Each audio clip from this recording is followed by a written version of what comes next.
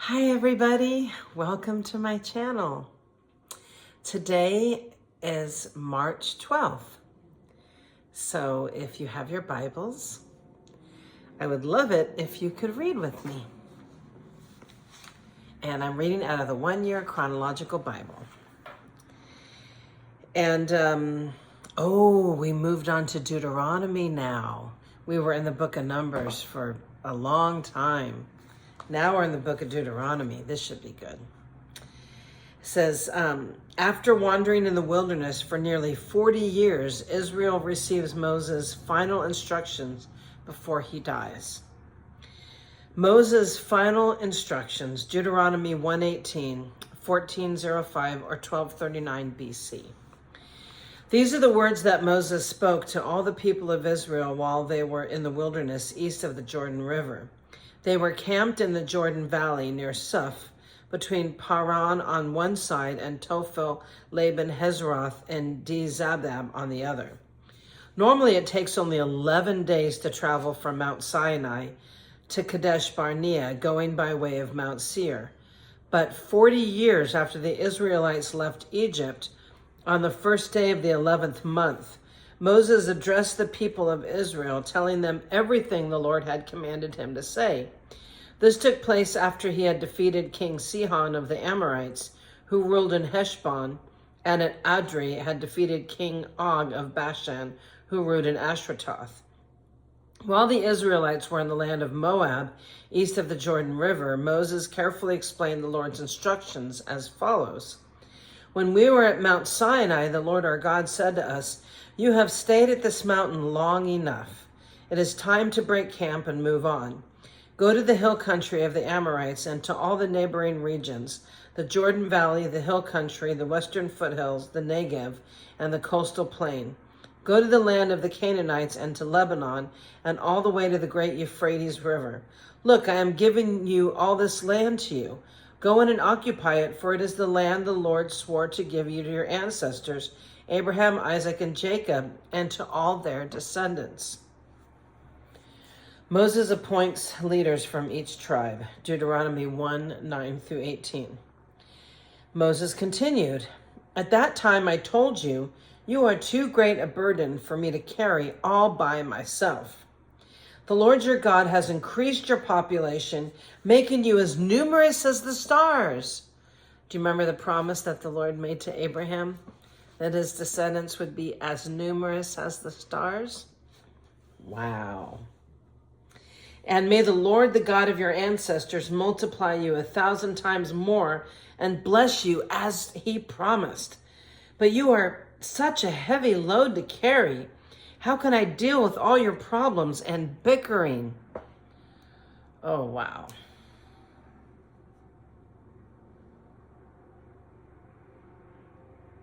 I'm sorry for the pause, but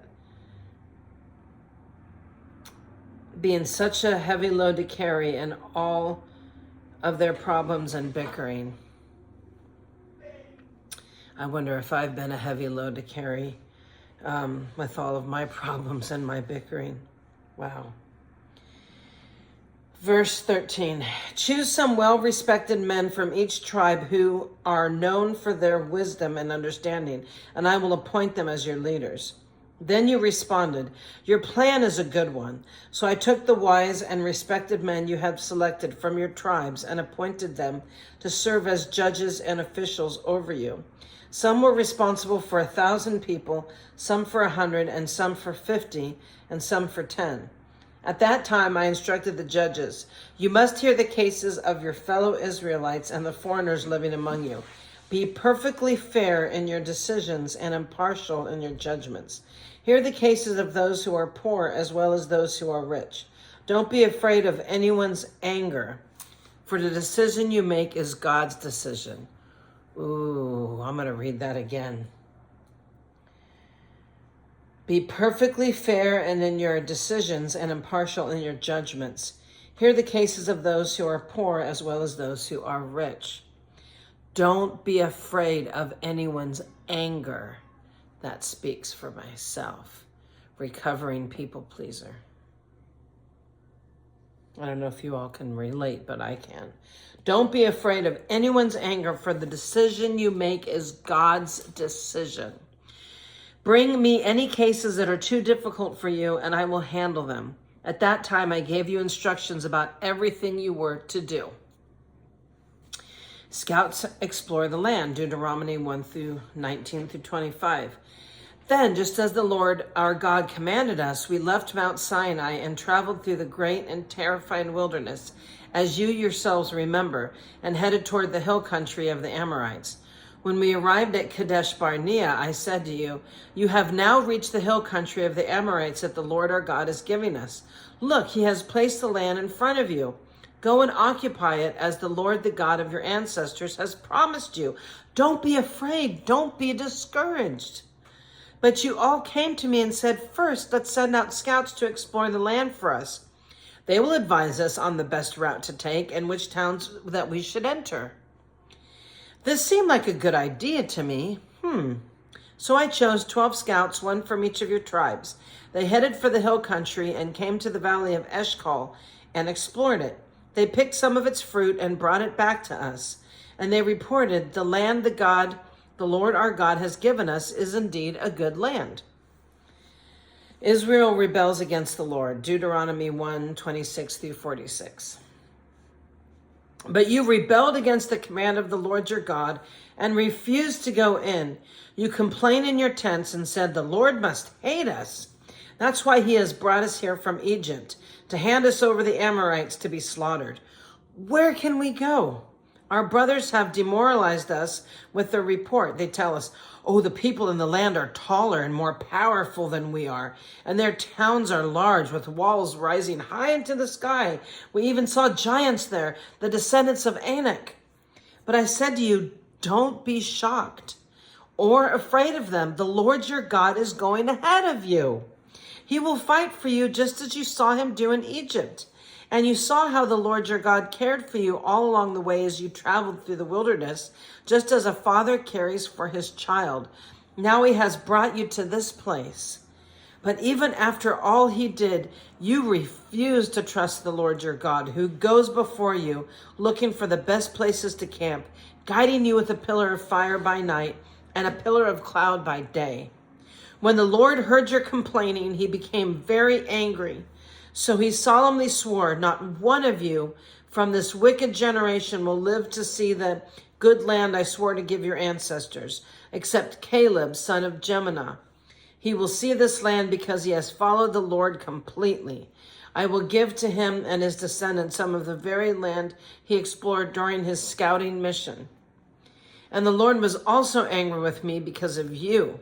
He said to me, Moses, not even you will enter the promised land.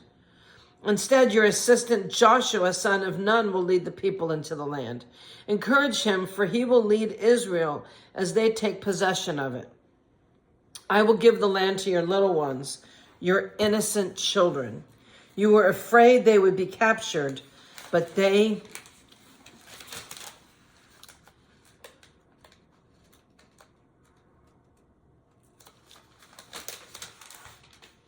you're afraid they will be captured, but they will be the ones to occupy it. You were afraid that they would be captured, but they are the ones to occupy it. As for you, turn around now and go back through the wilderness toward the Red Sea. Then you confessed, well, we have sinned against the Lord. We will go into the land and fight for it as the Lord our God has commanded us. So your men strapped on their weapons, thinking that it would be easy to attack the hill country.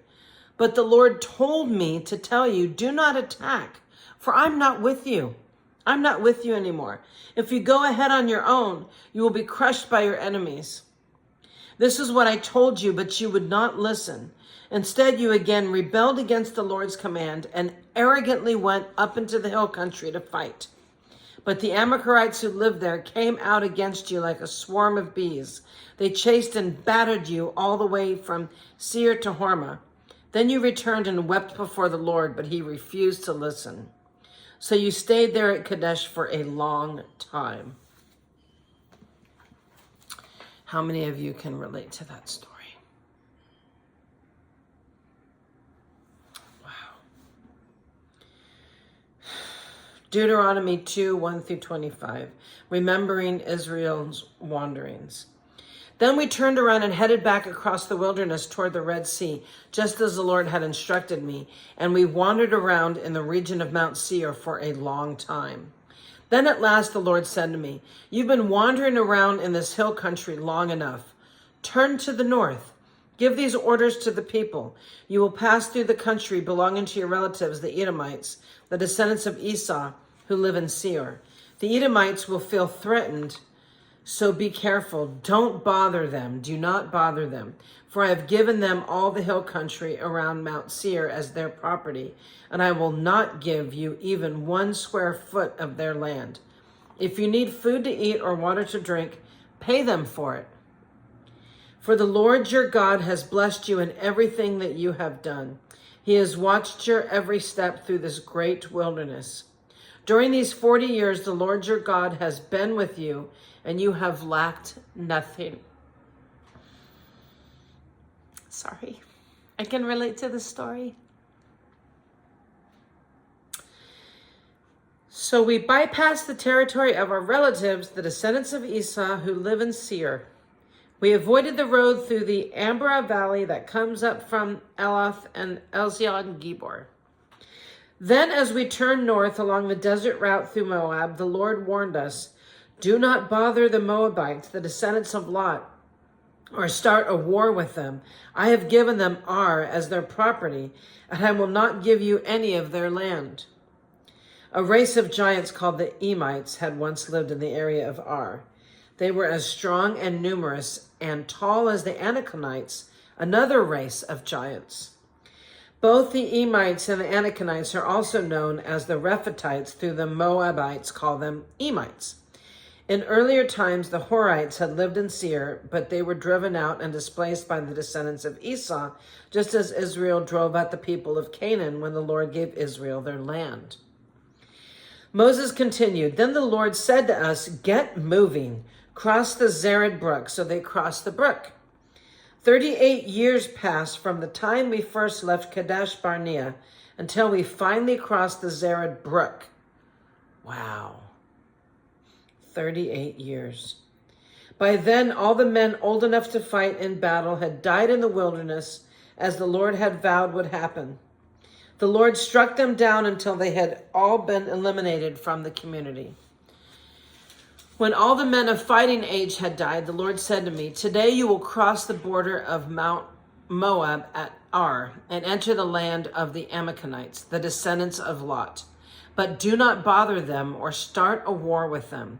I have given the land of Ammon to them as their property, and I will not give you any of their land." That area was once considered the land of the Rephaites who had lived there, though the Amalekites called them Zamzumanites. They were also as strong and numerous and as tall as the Anakites, but the Lord destroyed them so that the Amalekites could occupy their land.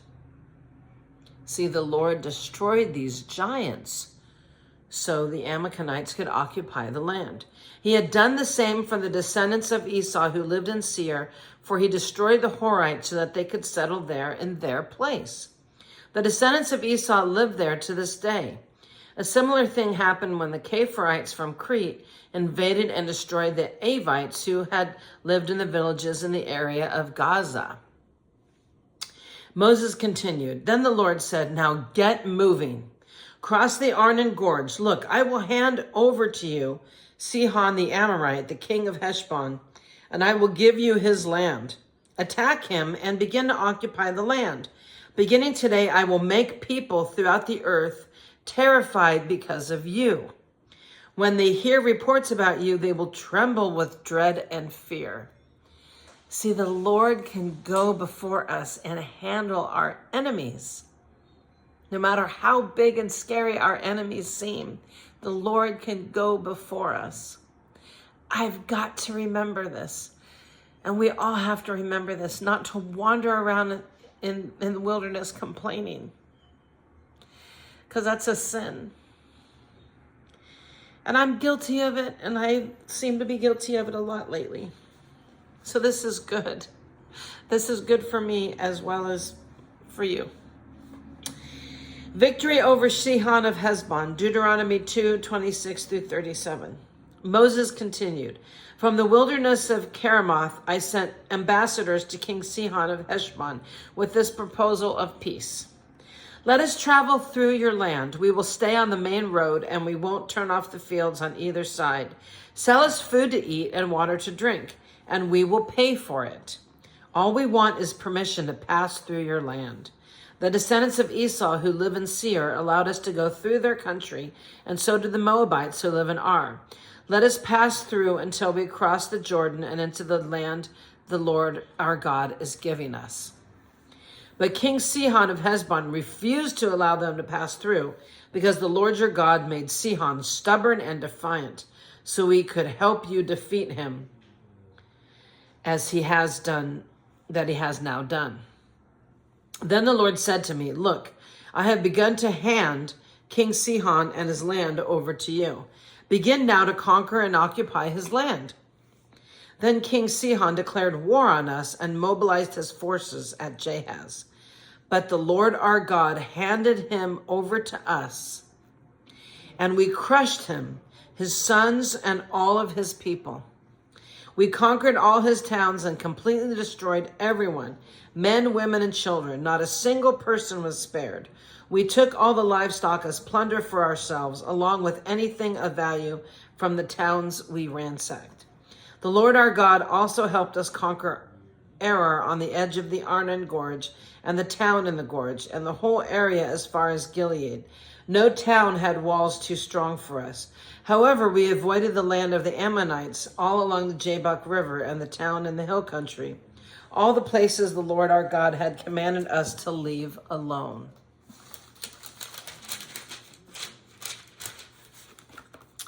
Victory over Og of Bashan, Deuteronomy 3:1 through 11.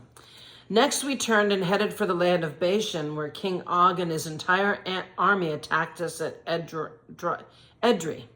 But the Lord told me, "Do not be afraid of him, for I have given you victory over Og and his entire army, and I will give you all of his land. Treat him as you treated King Sihon of the Amorites, who ruled in Heshbon." So the Lord our God handed King Og and all his people over to us, and we killed them all. Not a single person survived. We conquered all 60 of his towns, the entire Argob region in the kingdom of Bashan. Not a single town escaped our conquest. These towns were all fortified with high walls and barred gates. We also took many unwalled villages at the same time. We completely destroyed the kingdom of Bashan, just as we had destroyed King Sihon of Heshbon. We destroyed all the people in every town we conquered, men, women, and children alike. But we kept all the livestock for ourselves and took plunder from all the towns. So we took the land of the 2 Amorite kings east of the Jordan River, all the way from Arnon Gorge to the Mount Hermon. Mount Hermon is called Sirion by the Sidonians, and the Amorites call it Senor. We had now conquered all the cities on the plateau and all Gilead and Bashan, as far as the towns of Selka and Edrei, which were part of Og's kingdom in Bashan. King Og of Bashan was the last survivor of the giant Rephaites. His bed was made of iron and was more than 13 feet long and 6 feet wide. Wow. It can still be seen in the Ammonite city of Rabab. Wow. He was a giant. Deuteronomy 3:12 through 20, the land division east of the Jordan. When we took possession of this land, I gave to the tribes of Reuben and Gad the territory beyond Arior along the Arnon Gorge, plus half of the hill country of Gilead with its towns. Then I gave the rest of Gilead and all of Bashan, Og's former kingdom, to the half-tribe of Manasseh. This entire Argob region of Bashan used to be known as the land of the Rephaites.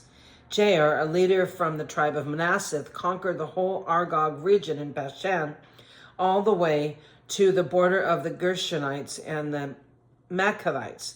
Jair renamed this region after himself, calling it the towns of Jair, as it is still known today. I gave Gilead to the clan of Machir, but I also gave part of Gilead to the tribes of Reuben and Gad. The area I gave them extended from the middle of the Arnon Gorge in the south to the Jabbok River on the Ammonite frontier. They also received the Jordan Valley all the way from the Sea of Galilee down to the Dead Sea, with the Jordan River serving as the western boundary. To the east were the slopes of Pisgah. At that time I gave this command to the tribes that would live east of the Jordan. Although the Lord your God has given you this land as your property, all your fighting men must cross the Jordan ahead of your Israelite relatives, armed and ready to assist them. Your wives, children, and numerous livestock, however, may stay behind in the towns I have given you. When the Lord has given security to the rest of the Israelites, as he has to you, and when they occupy the land the Lord your God is giving them across the Jordan River, then you may all return here to the land that I have given you. Wow. Wow. Well, this was pretty good. I hope you enjoyed tonight's reading, but basically what I got out of it is just do as the Lord commands you and don't be afraid. And if you find yourself in your own personal wilderness, just have faith that the Lord has a place for you and that it's only temporary. And don't sin against the Lord by complaining.